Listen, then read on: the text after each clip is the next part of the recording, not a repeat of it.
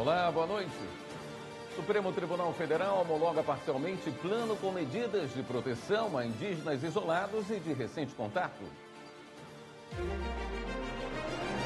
STF julga-se revista íntima de visitantes nas penitenciárias viola os princípios da dignidade da pessoa humana e da proteção à intimidade. Ex-chefe da Polícia Civil do Rio de Janeiro, acusado de proteger mandantes do assassinato de Marielle Franco, é transferido para a Penitenciária Federal. Por unanimidade, plenário virtual do Supremo derruba a norma do Estado de Goiás que criou o crime de incêndio. Cartórios fazem mutirão para sensibilizar a população sobre doação de órgãos. E ainda, campanha promovida pelo Tribunal de Justiça de Minas Gerais arrecada brinquedos e faz a alegria de crianças carentes em Belo Horizonte. Jornal da Justiça desta sexta-feira, 18 de outubro, começa agora.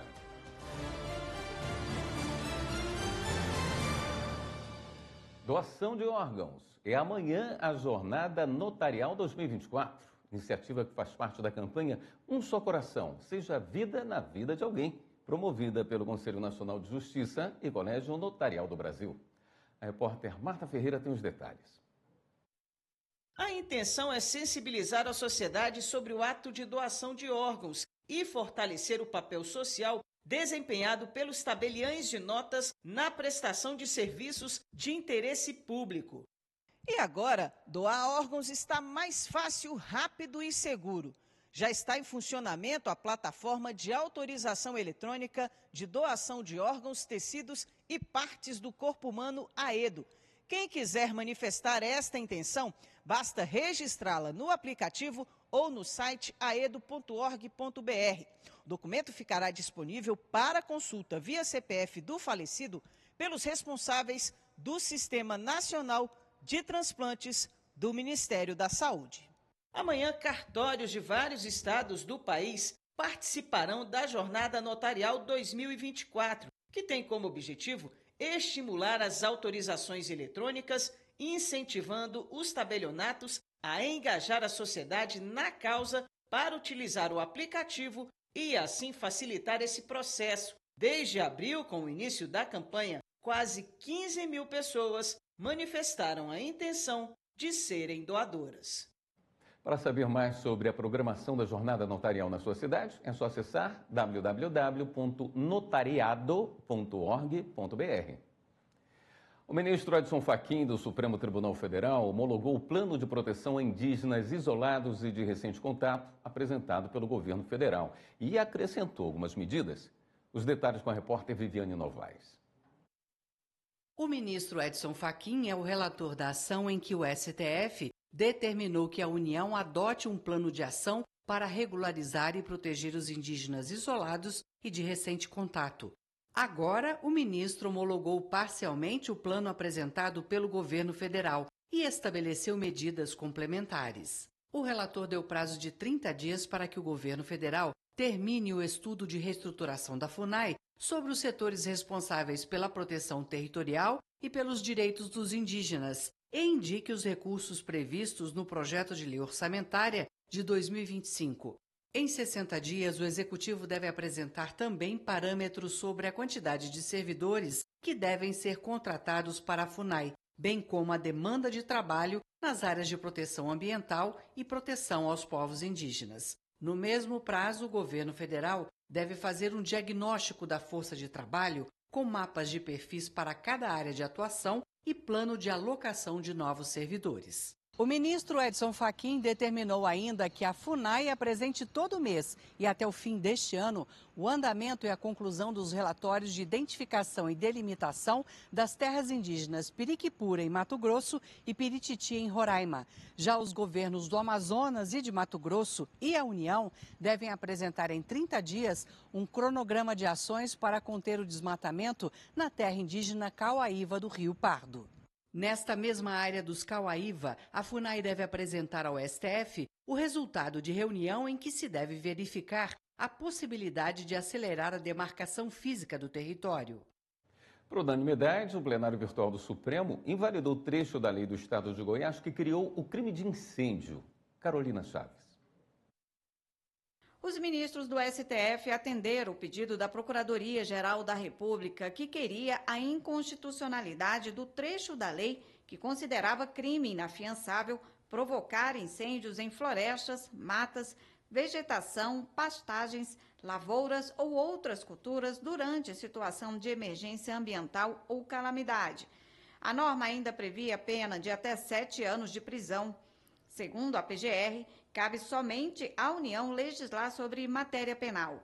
Os ministros mantiveram decisão liminar do ministro Gilmar Mendes, que no mês passado já havia suspendido a regra.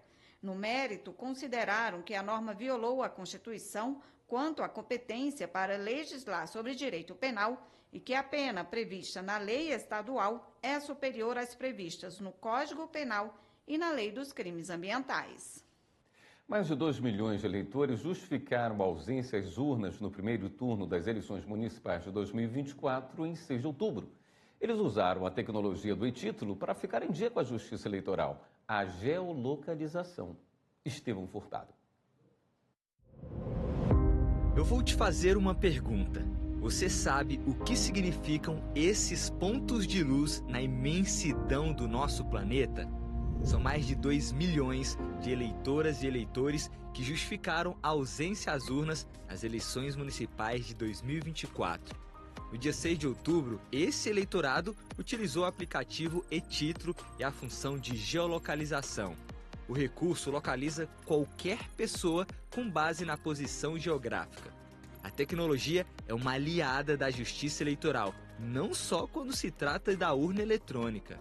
Não há distância nem barreiras para todos vocês que são a voz da democracia. E a democracia nunca se apaga. A justificativa eleitoral do primeiro turno das eleições municipais de 2024 pode ser feita até dia 5 de dezembro. Quem estava no exterior também pode justificar a ausência 30 dias da data de retorno ao Brasil.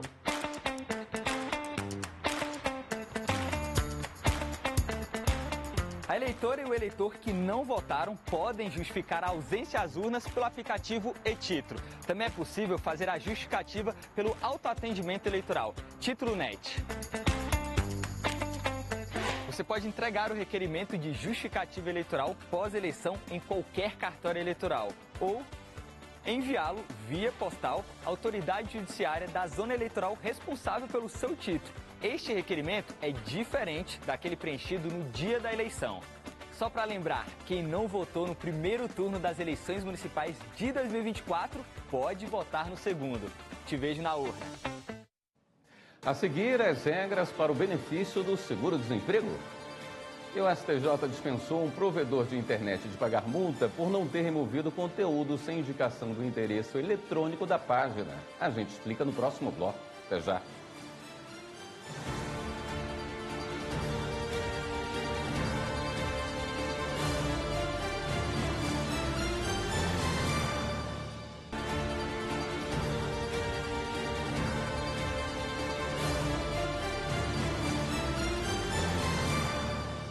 O ministro Alexandre de Moraes julgou improcedente a ação em que um analista de sistemas pediu reconhecimento de vínculo de emprego.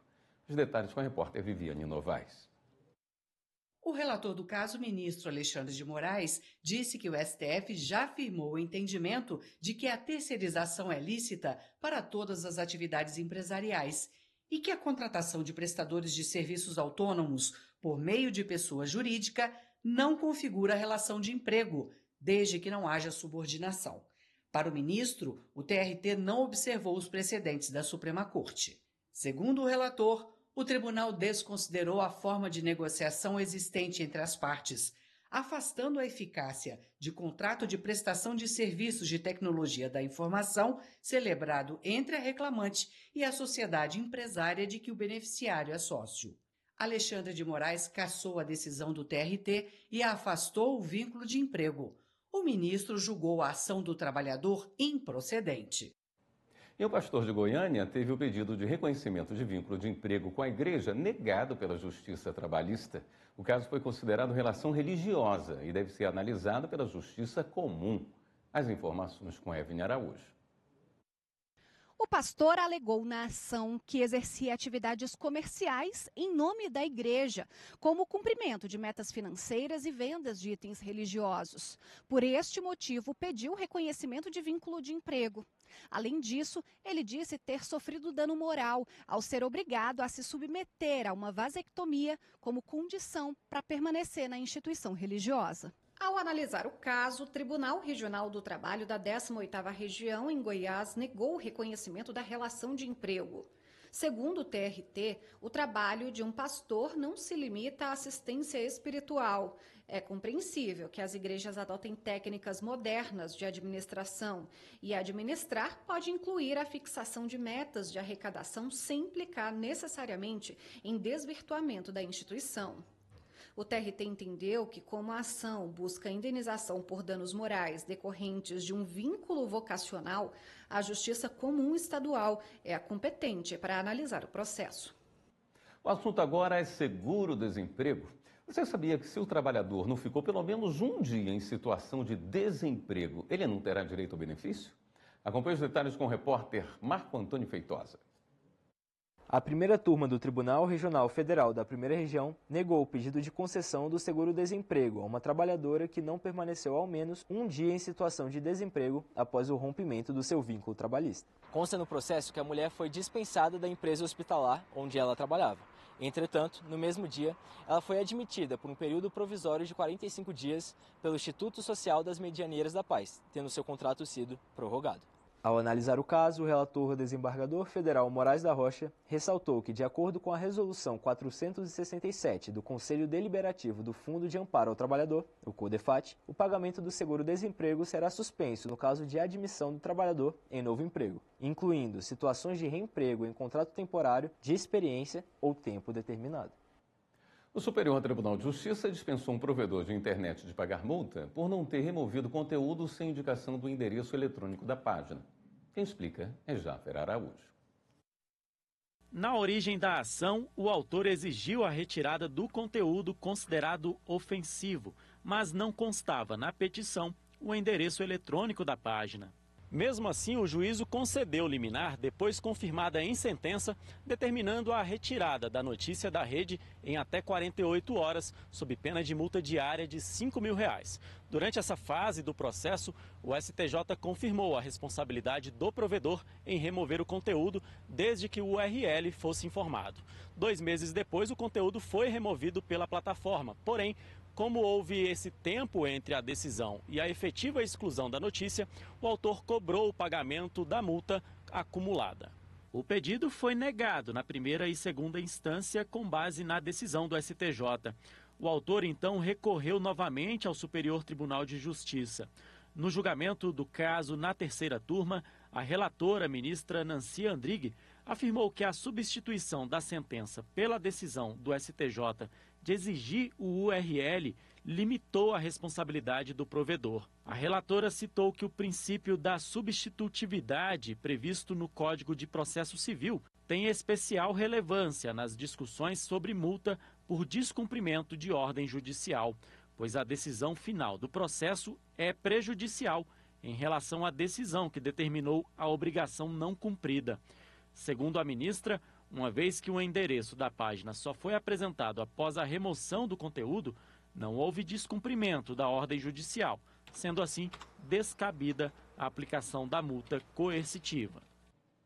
A terceira turma do Superior Tribunal de Justiça entendeu que é possível fixar honorários para o autor que pediu extinção da ação de busca e apreensão extinta após pagamento da dívida. Confira na reportagem de Jéssica Castro. O entendimento dos ministros foi o de que é possível o arbitramento de honorários de sucumbência em favor do advogado da parte autora quando ela pede a extinção da ação de busca e apreensão de veículo devido ao pagamento dos valores em aberto, ainda que o réu tenha apresentado contestação antes do cumprimento da liminar. Na origem do caso, o juízo de primeiro grau concedeu a liminar para apreensão de um veículo e a devedora chegou a apresentar contestação antes que a medida fosse cumprida. Mas o banco informou que a dívida tinha sido regularizada logo em seguida e solicitou a extinção do processo. O novo pedido também foi aceito e a situação foi tratada como desistência sem fixação de honorários de sucumbência. O Tribunal de Justiça de Santa Catarina manteve este entendimento ao decidir que o arbitramento de honorários seria indevido porque o pedido de extinção da ação ocorreu antes do cumprimento da liminar. Além disso, concluiu que o comparecimento espontâneo da ré no processo não supriria a falta de citação. Em recurso especial ao STJ, a defesa da consumidora alegou que a falta de condenação ao pagamento de honorários por desistência da ação violaria o Código de Processo Civil. O relator, ministro Marco Aurélio Belize, explicou que, ao quitar a dívida, a devedora reconheceu a procedência do pedido do banco, o que também a tornaria responsável pelos honorários. Ele enfatizou que, embora a responsabilização da devedora fosse justa, a situação não deveria ser agravada após sucessivos recursos apenas da defesa. Seguindo o entendimento do relator, a terceira turma negou o pedido da devedora. No mês de outubro é comemorado o Dia do Servidor Público e, para marcar a data, o Tribunal de Justiça de Mato Grosso realiza o projeto Outubro Movimente. Foram preparadas oficinas para oferecer informação e garantir o aprimoramento profissional de quem atua no Judiciário. Repórter Luana Dalbian acompanhou parte das atividades e conta como foi. Os servidores de várias instituições públicas do Estado participaram de 2 oficinas de capacitação, realizadas na Escola dos Servidores do Poder Judiciário, em Cuiabá. Essas oficinas fazem parte da programação do Outubro Movimente, este ano realizado pela rede Nova GovMT, com a integração do Tribunal de Justiça de Mato Grosso, Governo do Estado por meio da Secretaria de Planejamento e Gestão, a CEPLAG, e o Sistema de Inovação e Práticas Públicas, a Sinov-MT, além do Ministério Público do Estado e Sebrae Mato Grosso. Uma das oficinas ofertadas foi a Game Process Mapping, uma abordagem criativa para engajar pessoas na modelagem e inovação em processos organizacionais fora da caixinha, ministrada pelo servidor do Ministério Público de Mato Grosso, Luiz Gaborim. É uma dinâmica que a gente usa algumas figuras, uns cards, e as pessoas, a gente forma equipe e as pessoas vão montando os blocos do seu processo de trabalho.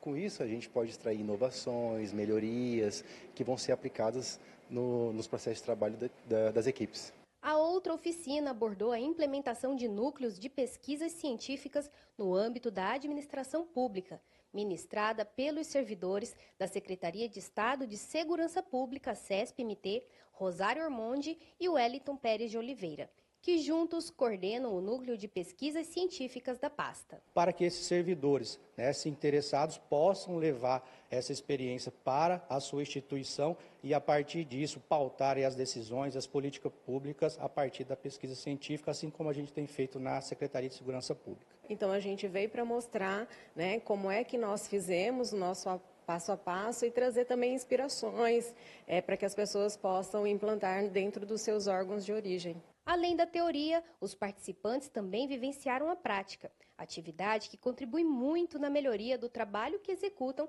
na gestão pública. É um movimento que integra, que desperta fazeres, que desperta as novas práticas, Então só vem enriquecer e não enriquece o profissional apenas enquanto profissional, mas também enriquece o profissional como pessoa, como cidadão, porque ele passa a conhecer esse estado de uma maneira diferente também. Essa oficina especificamente tem contribuído muito para eu poder aplicar isso com a minha equipe depois. Essa que é a ideia. A seguir, STF julga se revista íntima de visitantes nas penitenciárias viola os princípios da dignidade da pessoa humana e da proteção à intimidade.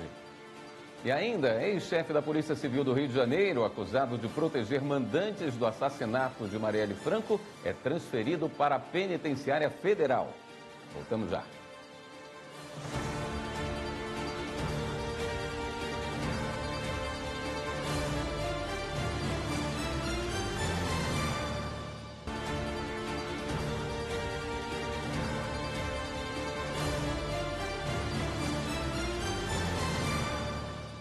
O Supremo Tribunal Federal formou maioria para invalidar a revista íntima vexatória em visitantes presos. A discussão estava no ambiente virtual, mas um pedido de destaque levou o julgamento para o plenário físico, onde começará do zero. Ainda não há data definida para o julgamento. Repórter Marta Ferreira.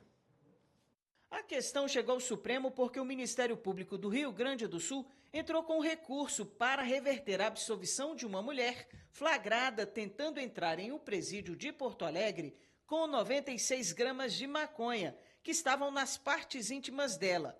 A droga seria levada para o irmão preso. O tema tem repercussão geral, ou seja, a decisão tomada pelo STF deverá ser seguida em processos semelhantes nas demais instâncias judiciais. O caso começou a ser julgado em 2020 em ambiente virtual. O relator do processo, o ministro Edson Fachin, votou pela ilegalidade da revista íntima por entender que esse procedimento para entrada em presídios é vexatório e ilegal, na medida em que viola a dignidade humana e que, por isso, as provas derivadas das revistas íntimas devem ser nulas. Os ministros Luiz Roberto Barroso e Gilmar Mendes e a ministra Carmen Lúcia acompanharam o relator, assim como a ministra Rosa Weber, que votou antes de se aposentar. O ministro Alexandre de Moraes abriu divergência, ao entender que nem toda revista íntima pode ser automaticamente considerada abusiva, vexatória ou degradante. Ele foi seguido pelos ministros Nunes Marques, André Mendonça e Dias Toffoli. Só que em maio, o julgamento foi suspenso por um pedido de vista. Agora, a discussão foi retomada com o ministro Cristiano Zanin votando com o relator, ministro Edson Fachin. Assim, o plenário formou maioria para proibir a revista íntima vexatória e dar prazo para o governo comprar equipamentos.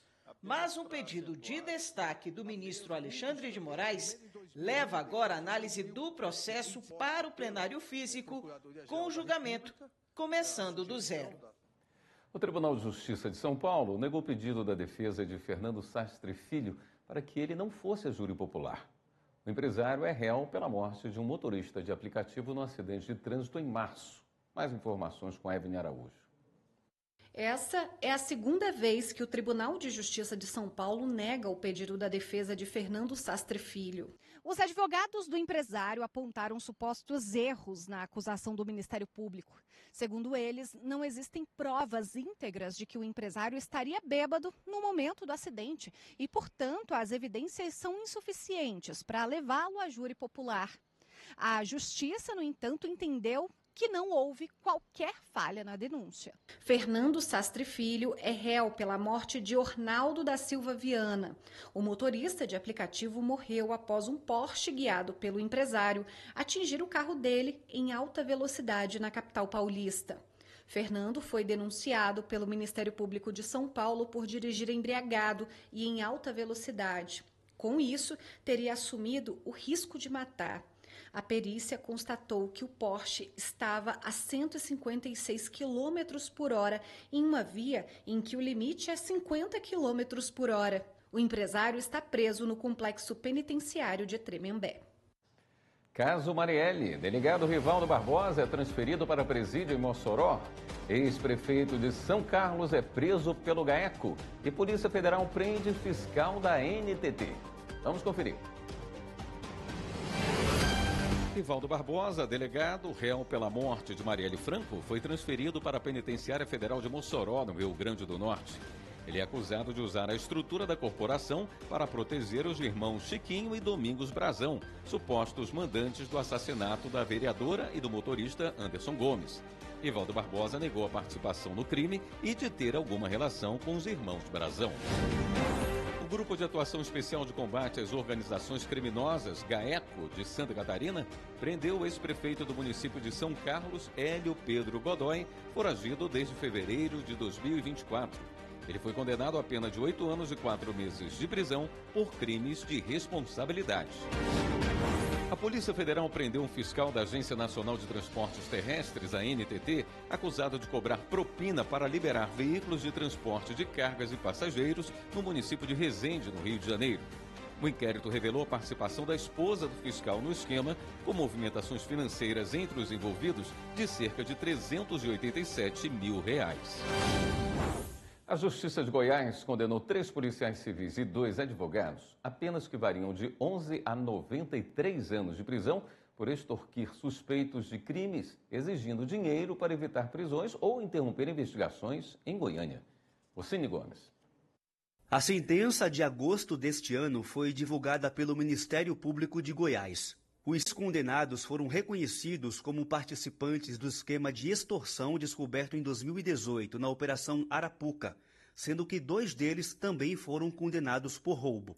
Além das penas de prisão, a Justiça determinou a cassação da aposentadoria dos policiais e a obrigação de 4 réus de pagarem indenizações por danos morais. Os valores pagos às vítimas variam de R$ 900 a R$ 5.000. Todos os condenados poderão recorrer em liberdade.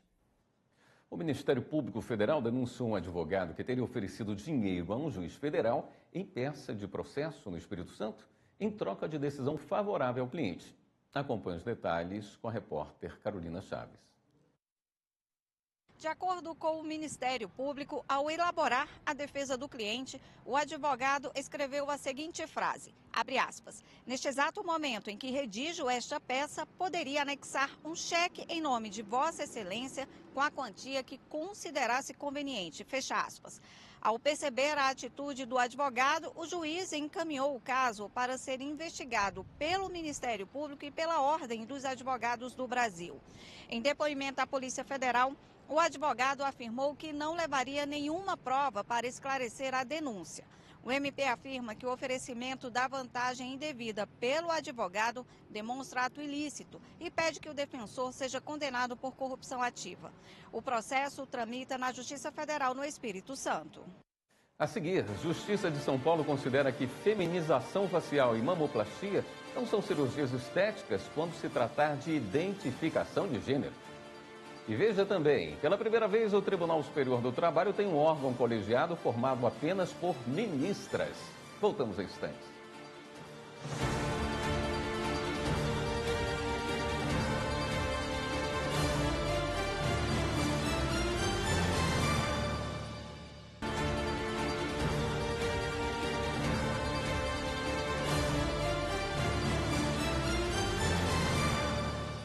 Mais de 33 mil pessoas participam neste próximo domingo, em todas as capitais brasileiras, da segunda edição do Exame Nacional da Magistratura. A prova é organizada pela Escola Nacional de Formação e Aperfeiçoamento de Magistrados e tem como objetivo habilitar bacharéis em Direito a prestar concursos públicos voltados ao ingresso na magistratura. O exame foi criado pelo Conselho Nacional de Justiça para assegurar que os processos seletivos para a magistratura valorizem a vocação para a carreira, o raciocínio e a resolução de problemas. A habilitação tem caráter eliminatório e não classificatório. A validade do certificado de habilitação é de 2 anos, prorrogável uma única vez por igual período. E pela primeira vez, o Tribunal Superior do Trabalho tem um órgão colegiado formado apenas por ministras. A repórter Michele Chiapa tem os detalhes. Uma composição histórica.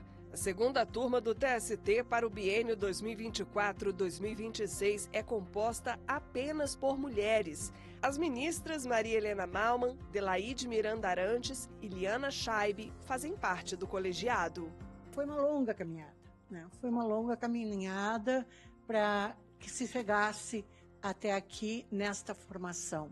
Eu que estou na magistratura desde 1981, como na condição de mulher e de juíza do trabalho, então para mim isso tem um significado muito especial. E vou guardar nas minhas memórias, vai ficar sempre nas minhas lembranças. E assim, porque ainda quero continuar a construir a história da mulher dentro do TST. A pioneira composição feminina também foi enaltecida pela ministra Delaide Miranda Arantes. É uma simbologia muito importante, né, para a nossa luta pela igualdade,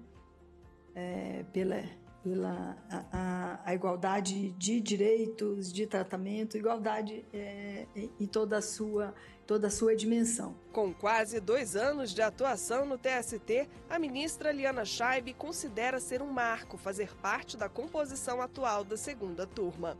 Esse realmente é um momento para nós com muita simbologia.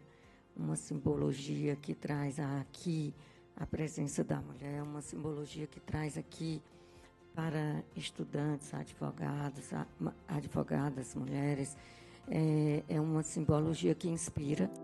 No âmbito da justiça brasileira, a presença feminina faz história. Nessimine Moreira de Oliveira, por exemplo, foi a primeira mulher no Brasil e a segunda no mundo a ocupar o cargo de ministra em um tribunal superior.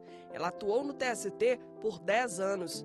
No biênio 2020-2022, o cargo de presidente do TST foi ocupado pela primeira vez por uma mulher, a ministra Maria Cristina Peduzzi. Atualmente, 7 ministras atuam na Corte Superior Trabalhista. Para as ministras que integram a segunda turma do TST, a atual composição do colegiado revela mais um passo do progresso da presença feminina no âmbito do Poder Judiciário. Isso mostra que a caminhada da mulher está dando certo, embora muito tenha que andar ainda, né? Que os tribunais ainda são masculinos, né?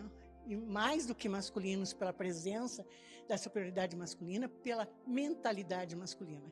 Então, talvez essa seja o grande desafio para as mulheres que hoje integram os tribunais superiores, é trazer também para cá a nossa visão feminina. Nós lutamos e vamos continuar lutando ainda por muitos anos pela igualdade, né? A igualdade da mulher, ela é assegurada na Constituição, nas normas internacionais, nas normas internas, mas de fato não é assegurada ainda, né? E principalmente no âmbito do judiciário, que impera muito o machismo, né? A hegemonia dos homens, as listas são, a maioria listas compostas por maioria de homens, muitas listas só de homens, né? E nós estamos aí nesse esteio do Conselho Nacional de Justiça, né, pela paridade, pela igualdade. Esse momento ele é histórico porque ele coincide exatamente com o lançamento dos protocolos de julgamento sob perspectiva de gênero.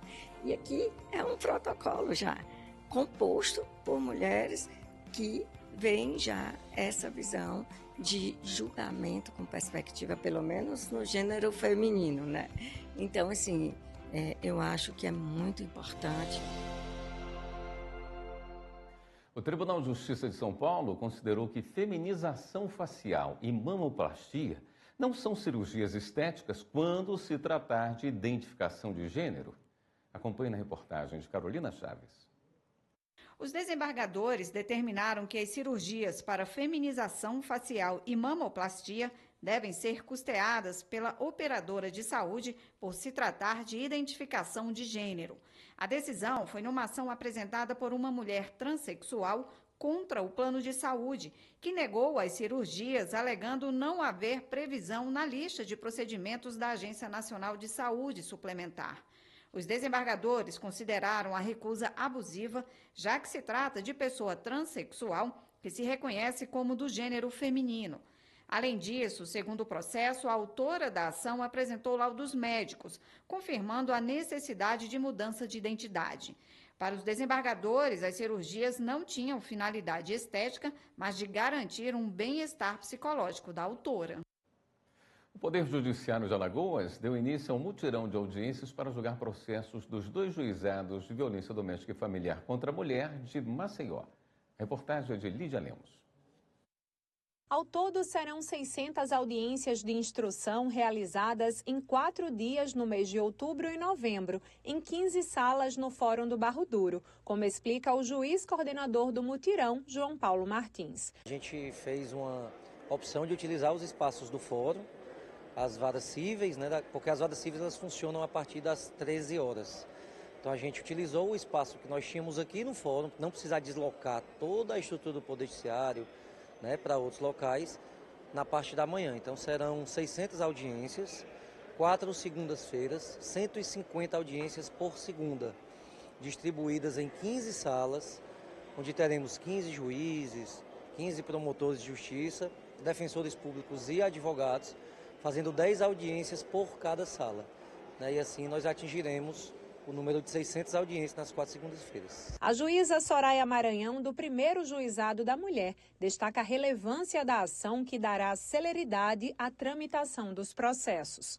É uma força-tarefa, onde serão realizadas várias audiências, irá ajudar a desafogar nosso acervo e teremos, então, mais audiências e, consequentemente, mais sentenças e uma resposta mais rápida à vítima de violência de gênero. Alexandre Machado, juiz titular do 2º Juizado da Mulher, explica ainda que durante a audiência de instrução, muitos processos já devem ser finalizados. Nós ouvimos a vítima, as testemunhas, arroladas pelo Ministério Público e Defesa, e também interrogamos o réu.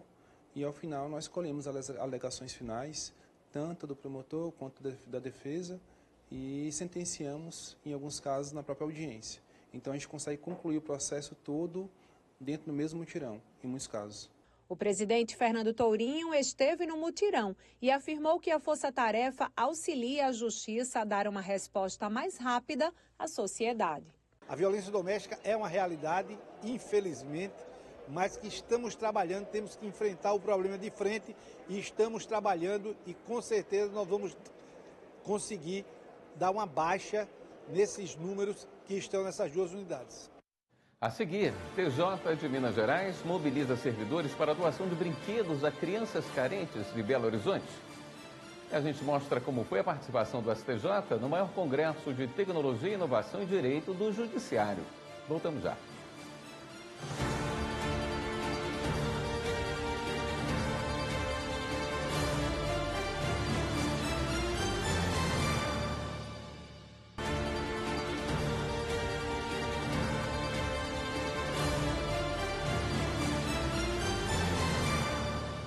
Nos dias 25 e 26 de novembro, a sede do Conselho da Justiça Federal vai receber a primeira jornada jurídica de prevenção e gerenciamento de crises ambientais.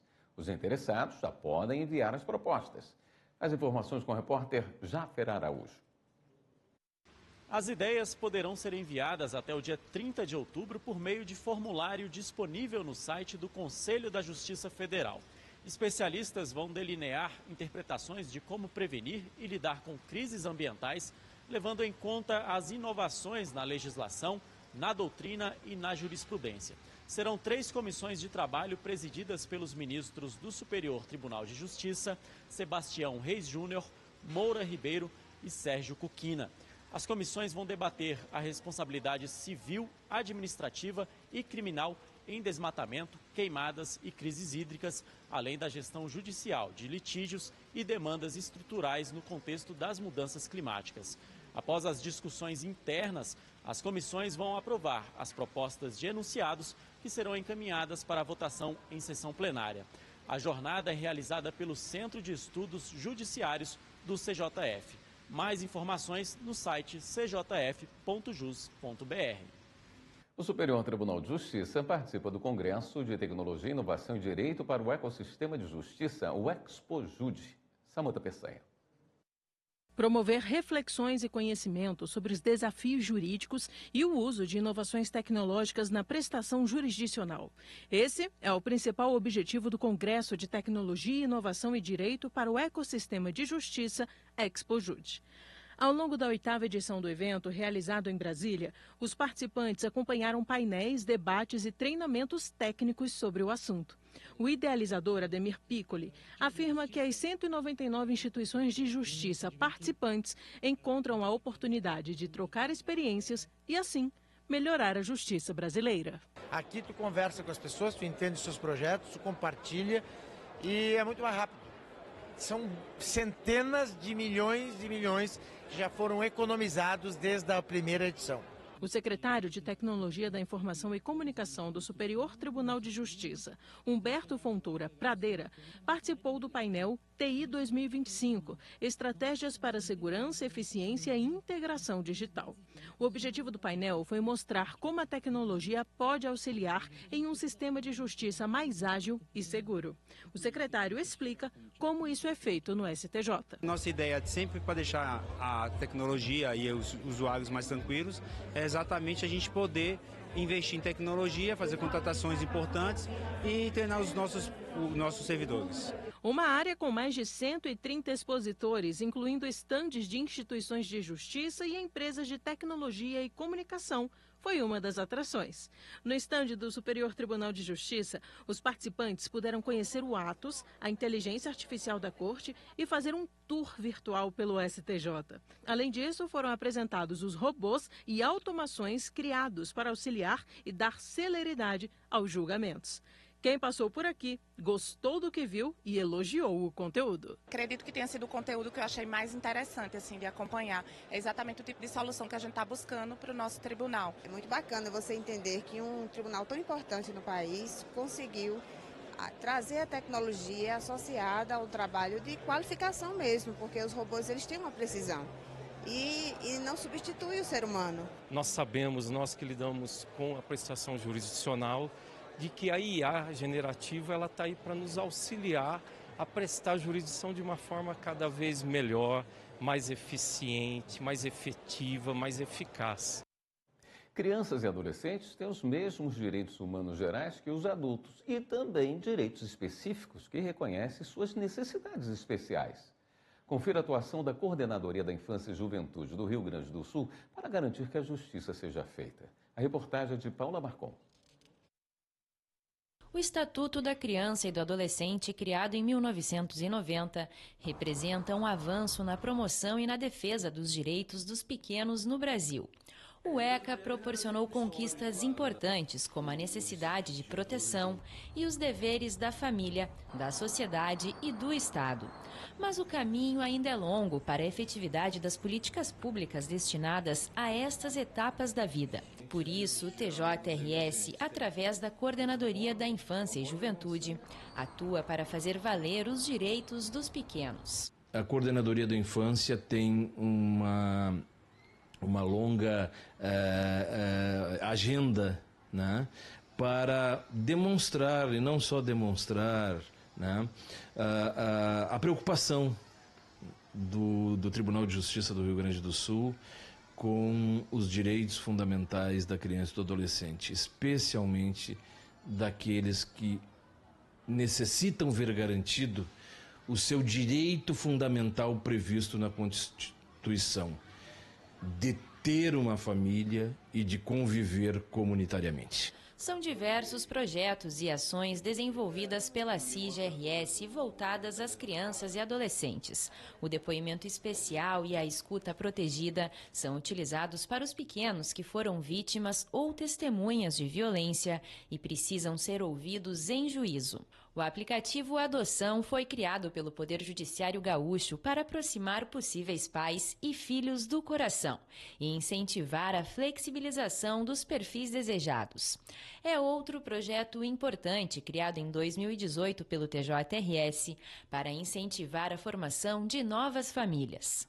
O aplicativo Adoção ele é um sucesso nacional porque ele promove o maior número de encontros e o maior número de adoções, se quisermos mensurar quantitativamente. Ele é a melhor forma de encontros, de formar novas famílias, de constituir novos vínculos familiares e de adoções, obviamente. Outro projeto em destaque é o Dia do Encontro, uma tarde lúdica e cheia de atividades recreativas para aproximar crianças disponíveis e pretendentes habilitados à adoção. A próxima edição será realizada no dia 19 de outubro em Porto Alegre. E por falar em crianças, o Núcleo de Voluntariado do Tribunal de Justiça de Minas Gerais se mobilizou e fez uma campanha para entregar brinquedos em creches de Belo Horizonte. O repórter Fabrício Veloso acompanhou e mostra como uma simples iniciativa pode levar muita alegria a quem tanto precisa. Com os olhinhos atentos à contadora de histórias, as crianças não faziam ideia do que estava por vir. Depois de algumas brincadeiras, a surpresa vai se revelando pelo salão. Entram em cena os integrantes do Núcleo de Voluntariado do TJMG, entre eles o juiz Sérgio Caldas, diretor do Foro da Comarca de Belo Horizonte, e a desembargadora Maria Luísa de Marilac. Junto aos voluntários, os magistrados fizeram a entrega dos brinquedos arrecadados em uma campanha para o Dia das Crianças, realizada pelo Tribunal de Justiça de Minas Gerais. grande parte foi destinada à creche Sementinha Alegre, que atende a quase 200 crianças entre 0 e 6 anos na Vila Ventosa, região oeste da capital mineira. A desembargadora destacou a importância de iniciativas solidárias envolvendo o tribunal e a sociedade. Além de assegurar o direito da criança ao lazer, essa ação une o Tribunal de Justiça de Minas Gerais e a população numa corrente de amor e generosidade. E também a prática da doação não consiste simplesmente em oferecer um brinquedo para a criança, ela vai muito mais além disso, porque ela fortalece os vínculos comunitários, ela auxilia na aprendizagem da criança, desenvolvimento cognitivo da criança. Com tantos brinquedos ali, ficou impossível segurar a criançada. Olha que legal! Pode ir lá pegar. Solidariedade em dia, coração cheio de alegria. Com essa campanha, o TJMG destinou mais de 1.000 brinquedos como estes aqui para a creche Sementinha Alegre, em Belo Horizonte. E tem mais 2 instituições da capital só esperando para receber os presentes do mês da criança. Os brinquedos arrecadados também serão doados para a organização TJ Criança Abriga e para o setor de oncologia do Hospital da Baleia. Um verdadeiro presente para o Dia das Crianças, que vai ficar marcado na memória desses pequenos. Essas ações nos enchem de esperança, né? A gente vê as crianças, às vezes, que não têm em casa um brinquedo, mas mesmo as que têm, elas aprendem, né, com os adultos que essas ações devem ser feitas. A solidariedade nasce desde criança. Elas vendo os pais doando um brinquedo que já não brinca mais. Isso incentiva que eles cresçam fazendo as mesmas ações. Quem gosta de brinquedo? Esta edição do Jornal da Justiça fica por aqui. Um bom fim de semana para você. Até segunda.